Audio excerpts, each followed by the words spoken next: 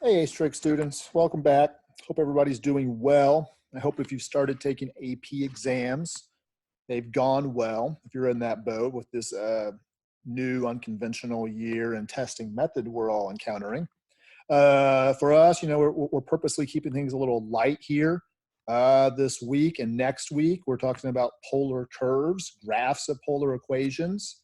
On Monday, we went through how to make an accurate sketch of a polar equation by hand utilizing a T-chart. And we graphed this particular problem on the screen now, 3 minus 5 cosine theta. It made something we called a limacon. Today, we're going to run through the 5 classical curves. All of these you're actually going to be responsible for in second year calculus if you happen to get there. It's not something that we can just kind of neglect and brush by. You have to be aware and how to, more importantly, use your technology to get these curves quickly without having to go through the tedious T-chart process that you did on Monday. So real quick here. In a normal year, you would not have to memorize these things. I would typically provide you a word bank covering the fact that we have one curve that's called a rose. We have one called a lemniscate. We have a limacon, a cardioid, and a spiral of Archimedes. Again, in a normal year, you would not have to memorize those. I'd give you a word bank, but you have to be able to match a particular curve with its proper name. A rose is given the name it is because it kind of looks like petals of a flower, maybe. I tend to realize those because it's one massive product. Sine or cosine, but a product. No addition, subtraction within it. Lemniscate kind of looks like a propeller in a lot of ways. Its kind of defining characteristic is the only thing that's kind of an R squared setup. That's how I tell those apart. Limacon and cardioids are very similar looking. Cardioid obviously kind of has a heart shape with cardioid being the name of it. The characteristic of that we can tell is the fact that these values, it's a sum or a difference, and it's going to be the same value. So A plus A, that could be 3 plus 3 or negative 3 minus 3, same value. Limacon oftentimes has this little inner loop that we did on Monday by hand. It doesn't have to have an inner loop though. It can kind of look like a cardioid, but the difference between a limacon and a cardioid is the fact that they have different values here. Notice this says an A plus a B. So maybe it's 2 plus 3 or 3 plus 2, but it's not the same values like the cardioid did have. And finally, your spiral of Archimedes, it looks like it's a massive spiral, like you would expect something called a spiral to be. And there is no sine or cosine. It's an integer with a theta. So like I said, traditionally, you would have to use a calculator to make a sketch of these different classical curves and be able to label it with its proper name using a word bank. I've set up an assignment that kind of does a matching piece, match the picture to the name or some multiple choice stuff to get around the fact that we're not in a traditional setting this year. And expect that to kind of be the setup on a quiz this upcoming Friday. So how do you do this? So let's sketch R equals 2 plus 2 cosine of theta. If you have not already, get your graphing calculator out, your Inspire, if you have that. And if you don't have the Inspire, in a normal year, I would give you one to use now. Today, I'm going to show you how to do it on Desmos as well, the online graphing calculator, because that will work. So I'm going to show you 2 ways. If you have the Inspire out, if you don't, hit pause and go get your calculator and come back. On the Inspire, we want to go to a graph page. Notice you probably have this f of x up top. That means a normal function. We want to do a polar equation. So we're going to be menu, hit the menu button, go to graph entry and edit. It might be a different numbering system here depending on what version of the TI Inspire you're working with, but you should have graph entry edit. And then again, there might have different values or words throughout this menu but there should be one that says polar. Go to polar, and that should pop up in R equals. Also notice I am in radians. You must be in radian mode on your calculator for this to work. And we had the equation of 2 plus 2 cosine of theta. I can simply type in 2 plus 2 cosine, and then theta button. I can't use an X. It has to be a theta. The easiest place to find a theta on this calculator is your pi button in the bottom corner. That pulls up a menu. Go to theta, and we're good. Have it all entered, hit enter, and there is our cardioid, is what this is. A couple things. Notice that this was cardioid because it is 2 plus 2, same value. It's centered on the positive x-axis because it's a positive cosine. If this was a positive sine, it would be centered up here on the positive y-axis. If it was a negative cosine, it would be on the negative x-axis because cosine's your x and sine is always your y. There. And if this was a traditional year, I would come back and I would say, make a sketch. And all we would do in class typically, and I'm not going to do this for all of these now, is I would just make a simple sketch and say this is a cardioid. Now, if we move on, how do you do this on Desmos? Well, first, Google, put in Desmos graphing calculator, or however you want to get the Desmos, give it that bookmark because you use it. It's a great idea. I want to pick a graphing calculator for Desmos. Desmos is actually quite simple. It's easier than Inspire in a lot of ways because I don't need to worry about functions. All I have to do is type in R equals, with my keyboard, 2 plus 2 cosine. Now theta, it's going to be inside this keyboard button. If I hit that, the ABC button, and theta is in this menu underneath my P. You do have to use a theta. Whoops, I don't want 2 equals 2, I want 2 plus 2. And there we go. Same curve, but now in Desmos form. Again, I can change this a little bit quickly in Desmos and show you how if I made it a negative cosine, it flipped to the positive or negative x-axis.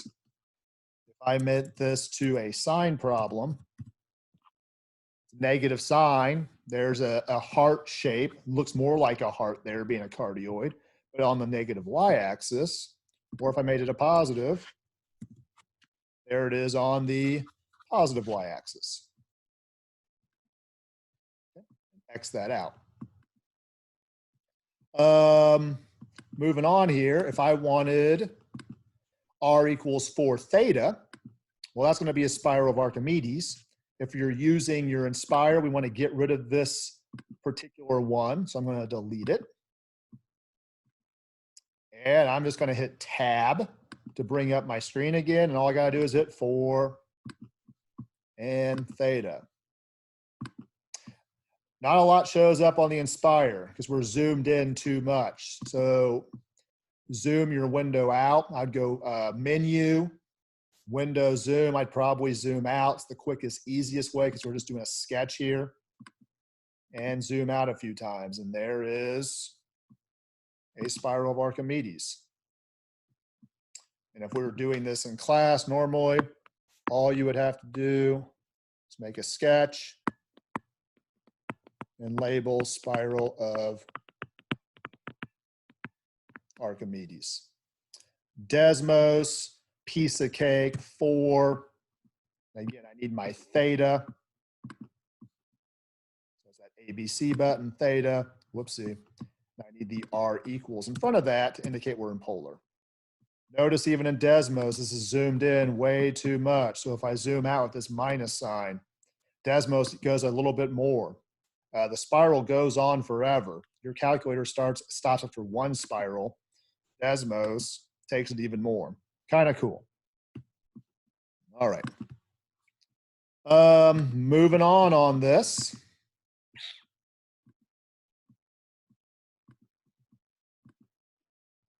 We got 5 sine of 2 theta. This would be a rose. Again, if I'm on my calculator, I can get rid of my spiral, actions, whoops, menu, actions, delete, tab, and 5 sine of 2 theta. And there is my rose. I'm zoomed out kind of because of the last problem. I'm going to zoom back in.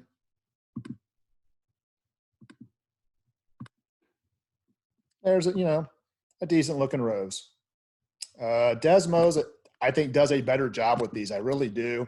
We haven't used it in the past because you don't have your computers on during a test or a quiz. So we've always relied on the Inspire calculator. Traditional math calculus class AP test. It's not going to let you have your computer out in normal years, because this year is a little bit different. But Desmos is a great tool to use. There we go. There's our 5 sine 2 theta. Again, that's zoomed way too far out because of the previous problem. I'm going to zoom it in. There's a rose. Again, in a traditional year, all I would ever ask of you would be, hey, make a sketch of what you got so I know that you could use the technology appropriately.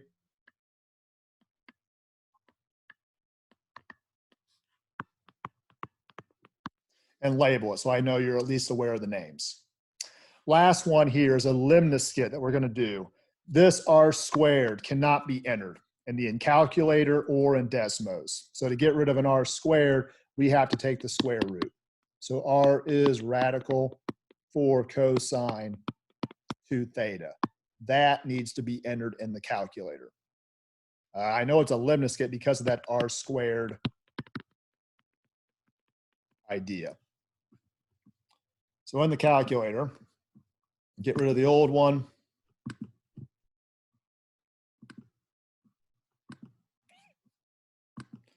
I have to do radical 4 cosine 2 theta. There is our propeller looking, our infinity symbol, our figure 8. And again, if you change these values up on any of these, it's going to change the size of it. It might change the orientation of it. Is it horizontal? Is it vertical? Is it diagonal? Really the best thing I tell kids in a traditional year is, hey, cut you loose. Let's mess around with these. Change the numbers up. Use your calculator. How crazy a picture can you make? And, it's kind of cool to do. So, again, there's your limniscate for this particular one. Traditionally, this is all you would have to give me. That picture, label as a limniscate. On Desmos, again, we can't do an R square on Desmos even. I tried it, and if you can, I haven't figured it out. But it's R equals, I have to have a radical. So next to that ABC button is my radical. 4 cosine, whoopsie.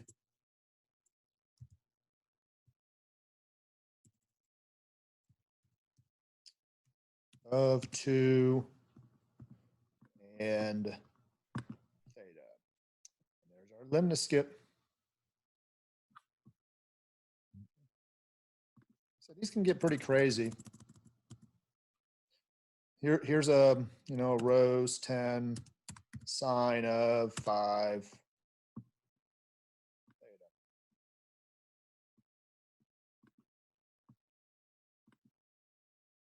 That's not too crazy. But yeah, we can make about anything can be formed using a polar curve.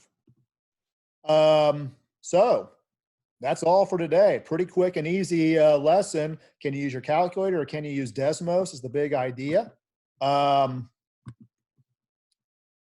all you need to do by Friday at 11 a.m.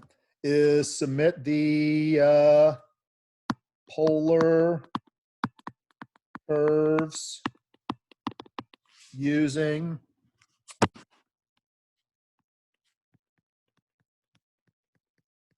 technology Schoology assignment by 11 a.m. Friday. That's a quick, easy assignment. There's one big matching problem, 5 pictures to match 2 equations. I think there's 5 multiple choice asking you to label things. It's quick, fairly painless. Please submit that by 11 a.m. on Friday. On Friday, I'll have a quiz made on Schoology, kind of covering all this graphing material.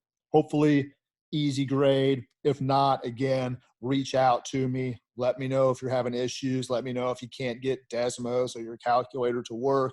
And I'm happy to try to help you as best as I can. I hope you're doing well. I hope if you are taking AP exams, you've had a good experience thus far. Hang in there, guys. We're almost done with this school year. Have a good one.